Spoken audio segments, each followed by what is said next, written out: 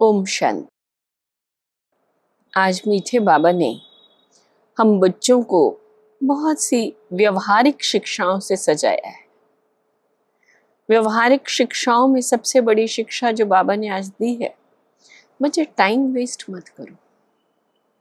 ये समय बड़ा अमूल्य है, एक एक क्षण की कीमत है। इसलिए मेरा समय फालतू बातों में, पर चिंतन में ना जाए।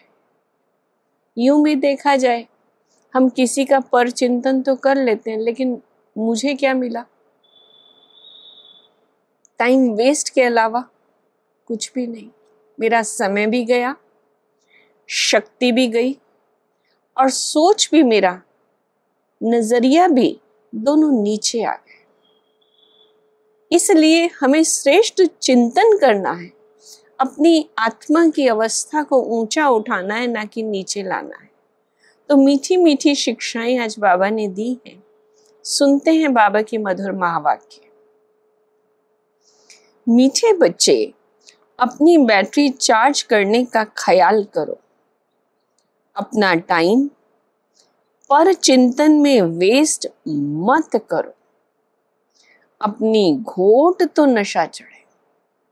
अपनी मेहनत करो, अपनी घोट तो नशा चढ़े। प्रश्न है, ज्ञान 1 सेकंड का होते हुए भी बाप को इतना डिटेल से समझाने व इतना समय देने की आवश्यकता क्या? ज्ञान 1 सेकंड का, फिर भी बाबा विस्तार से समझाते, फिर उसकी आवश्यकता क्या? तो बाबा ने कहा है, ज्ञान देने के बाद बच्चों में सुधार हुआ या नहीं, ये भी बाप देखते हैं, और फिर सुधारने के लिए ज्ञान देते ही रहते हैं। सारे बीज और झाड़ का ज्ञान देते हैं, जिस कारण उन्हें ज्ञान का सागर कहा जाता है। अगर 1 सेकंड का मंत्र देकर चला जाए तो ज्ञान का सागर, ये टाइटल भी ना मिले तो ज्ञान का सागर है, अथाह भंडार है, तो देंगे तो ये टाइटल भी रहेगा। फिर सबसे बड़ी बात, कोई भी बात छोटे बच्चे को भी समझाओ, एक ही एक बात बोलो तो नहीं मानता, फिर वो बोलता है बार बार आप तो एक ही बात कहते हो। लेकिन बात को अलग अलग तरीके से, अलग अलग एक्सपीरियंस के साथ, एग्जाम्पल के साथ समझाया जाए तो वो अंदर में समझ आती जाती है। तो बाबा यही करते हैं। बाबा कभी वो बात धारणाओं से जोड़कर कहते हैं, कभी कोई बात सेवा से रिलेट करके कहते हैं, कभी योग के संबंध में बाबा कह जाते हैं। तो अलग अलग तरीके से बाबा समझाते हैं, एक तरीके से नहीं समझाते। आज रूहानी बाप बोले, भक्ति मार्ग में परमात्मा शिव को यहाँ ही पूजते हैं। भल बुद्धि में है कि ये होकर गए हैं, जहां पर लिंग देखते हैं उनकी पूजा करते हैं। जिस समय याद किया जाता है तो बुद्धि में जरूर आता है कि निराकार है, जो परम धाम में रहने वाला है, उनको शिव कह पूजते हैं। मंदिर में जाकर माथा टेकते हैं, उन पर दूध, फल, जल आदि चढ़ाते हैं, परंतु वे तो जड़ है, वो शिवलिंग बना के चढ़ाते हैं। बाबा कहते हैं वो तो जड़ है, अभी तुम जानते हो वह है चैतन्य, उनका निवास स्थान परम धाम है। वैसे ही देवताओं को भी पूजते हैं, जड़ चित्र है, चैतन्य नहीं है, परंतु वह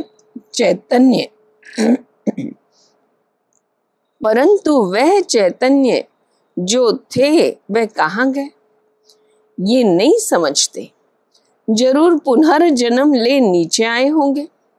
तुम पूजते हो उनको जो पहले पहले शरीर वाले थे, यानी सतयुग में जो लक्ष्मी नारायण थे, इस समय तुम्हारा ख्याल चलता है, जो नॉलेज बाप देते हैं ये लक्ष्मी नारायण चैतन्य थे, अब इनके जड़ चित्र हैं, परंतु वे चैतन्य कहाँ चले गए,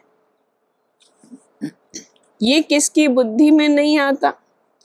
मनुष्य तो 84 लाख पुनर्जन्म कह देते हैं, ये भी तुम बच्चों को मालूम पड़ा है कि 84 जन्म ही लेते हैं, ना कि 84 लाख। अब रामचंद्र की पूजा करते हैं, उनको ये पता ही नहीं कि राम कहाँ गया।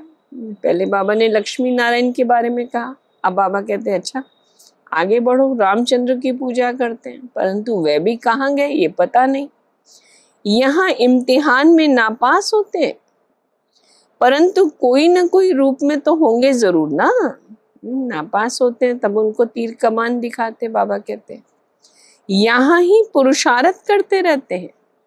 इतना नाम बाला है राम का, इस समय नाम उनका बाला है, सब पूजा करते हैं, तो जरूर आएंगे। उनको नॉलेज तो लेनी पड़ेगी ना, फिर से वो पद पाने के लिए पुरुषार्थ तो करना पड़ेगा। अभी कुछ मालूम नहीं पड़ता है कौन रामचंद्र होगा, कौन लक्ष्मी नारायण, बाबा कहते नहीं मालूम पड़ता, तो उस बात को छोड़ देना पड़ता है। इन बातों में जाने से टाइम वेस्ट होता है। कौन जाकर श्री राम श्री सीता बनेगी ये नहीं पता, तो बाबा कहते छोड़ दो।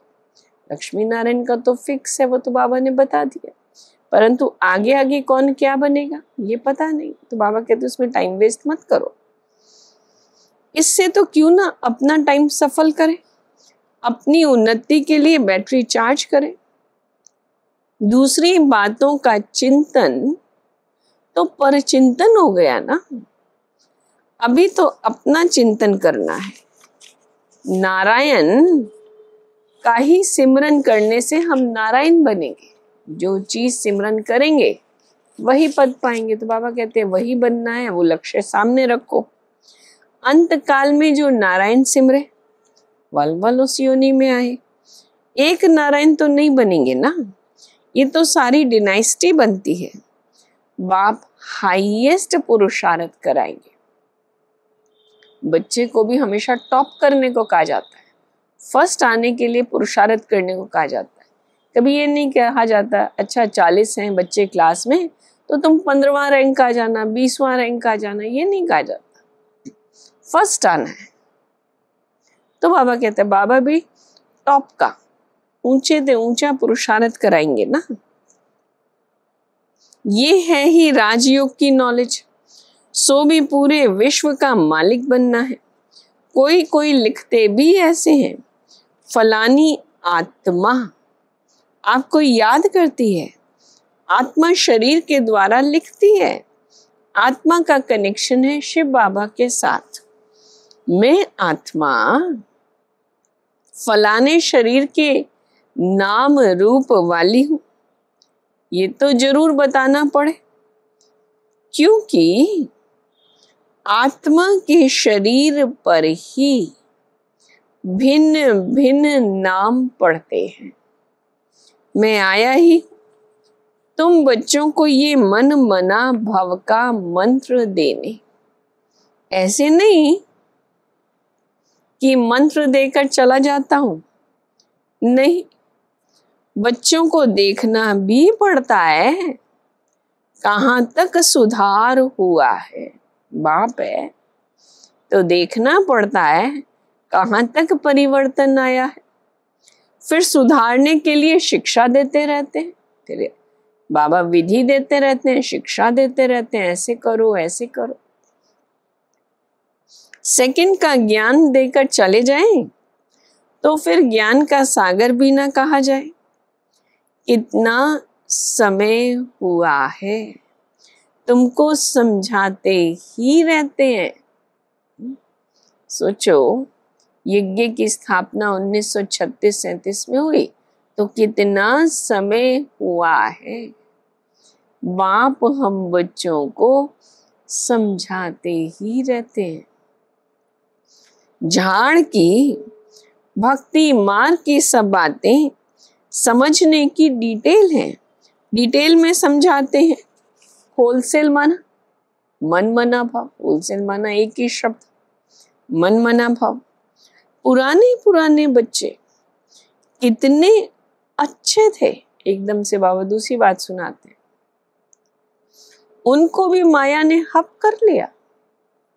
शुरू में कितने आए, फट से आकर बाप की गोद ली, भट्ठी बनी। इसमें सबने अपना लक आजमाया। फिर लक आजमाते आजमाते माया ने एकदम उड़ा दिया।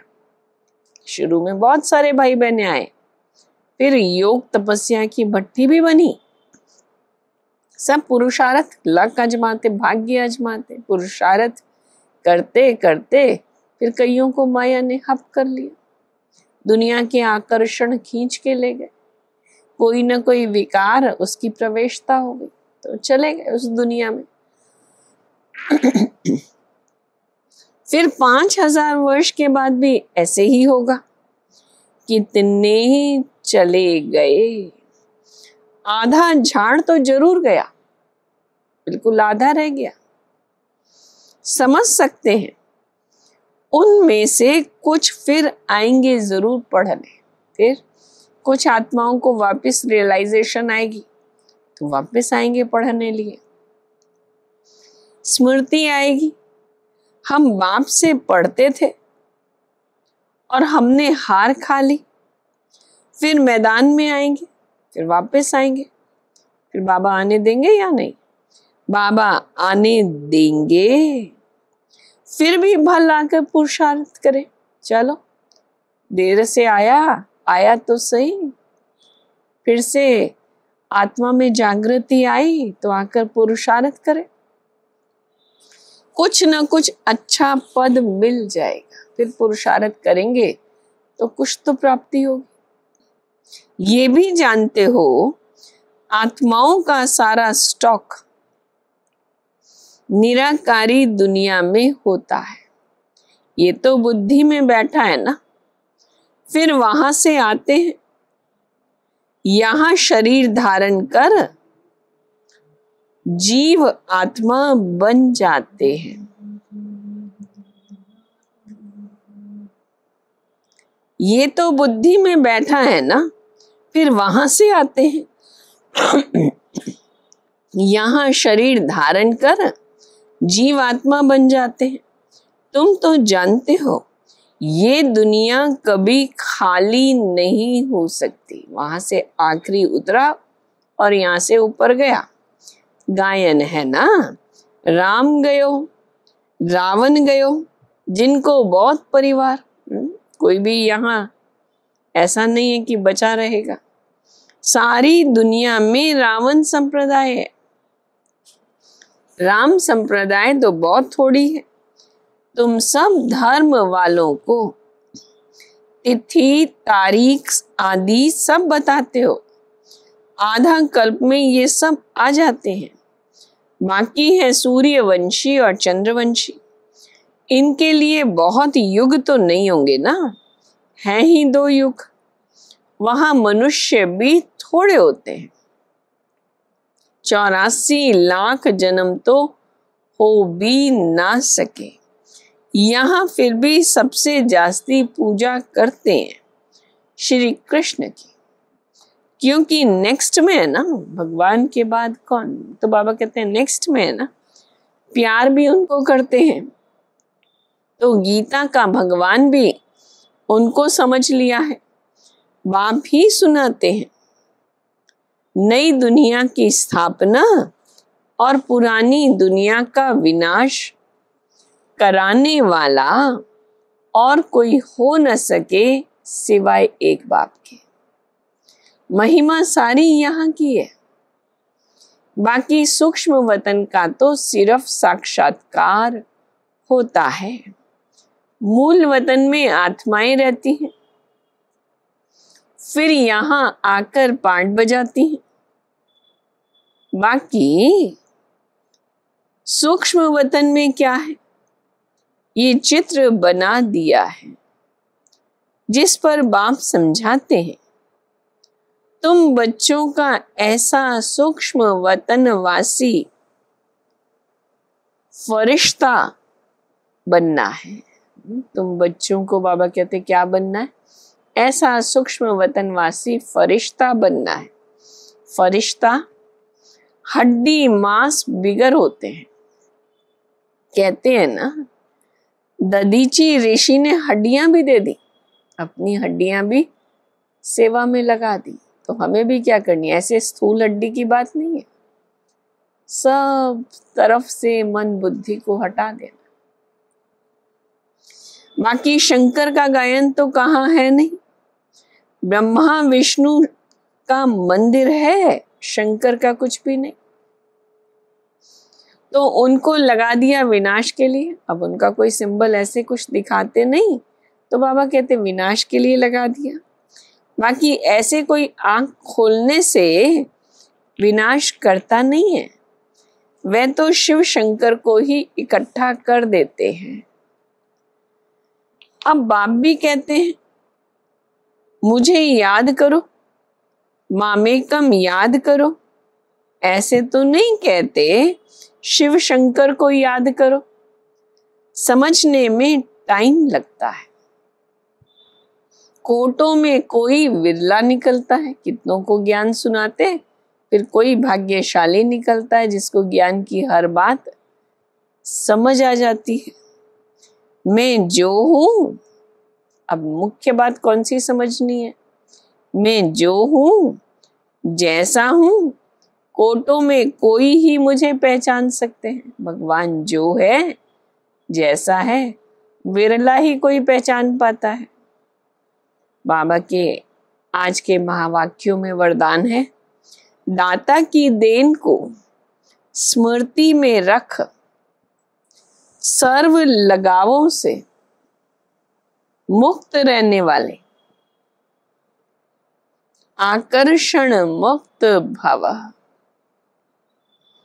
कई बच्चे कहते हैं इनसे मेरा कोई लगाव नहीं, परंतु इनका ये गुण बहुत अच्छा है या इनमें सेवा की विशेषता बहुत है, लेकिन किसी व्यक्ति या वैभव की तरफ बार बार संकल्प जाना भी आकर्षण। किसी की भी विशेषता को देखते, गुणों को व सेवा को देखते दाता को नहीं भूलो। ये दाता की देन है, दिया किसने, देने वाला कौन। यही स्मृति लगावों से मुक्त, आकर्षण मुक्त बना देगी, किसी पर भी प्रभावित नहीं होंगे। स्लोगन, ऐसे रूहानी सोशल वर्कर बनो जो भटकती हुई आत्माओं को ठिकाना दे दो, भगवान से मिला दो, उनको भी उनका नाता संबंध भगवान से जोड़ दो। तो ऐसे रूहानी सोशल वर्कर बनना है। तो आज बाबा ने मुख्य बात कौन सी हमें कही, बच्चे इधर उधर पर चिंतन में टाइम वेस्ट नहीं करना, बस एक स्मृति अंदर में बनी रहे। मुख्य शब्द है मन मना भाव। भले ज्ञान का विस्तार बाबा देते, लेकिन सार कहो, होलसेल कहो, क्या है, मन मना भाव। तो बैठो इसी स्मृति में, मैं बाबा के सामने ज्योति बिंदु आत्मा सर्व शक्तियों को ले रही हूं।